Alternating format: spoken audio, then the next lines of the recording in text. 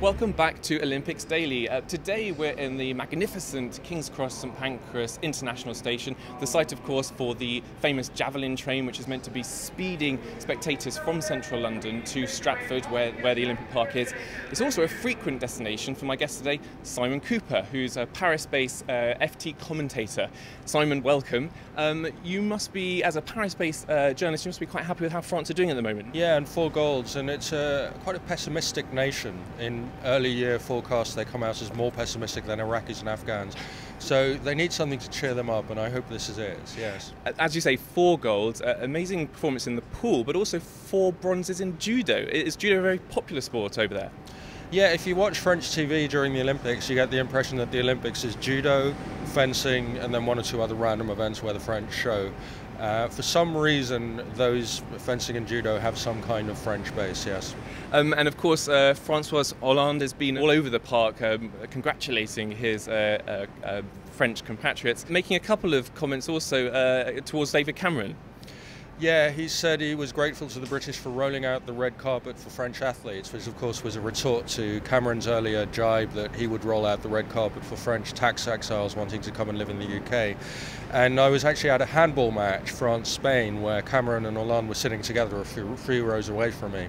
And it was very funny to watch because there was obviously not very good chemistry. They weren't really talking to each other.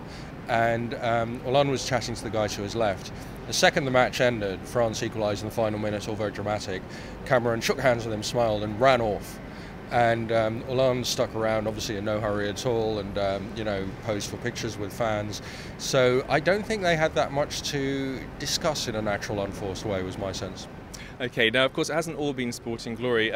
Yesterday there were some quite shocking scenes at the women's double badminton games. We had what appeared to be purposeful loss of points by the teams. In particular, the South Korean and China match resulted in boos from the audience.